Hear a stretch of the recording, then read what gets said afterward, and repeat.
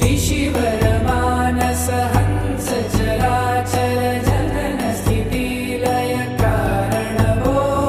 साम्ब सदा शिव शम्भो शङ्कर शरणं मे तव चरणयुगम् अन्तःकरणविशुद्धिं भक्तिं च त्वयि सतिं प्रदेहि विभो साम्ब सदा शिव शम्भो शङ्कर शरणं मे तव चरणयुगम्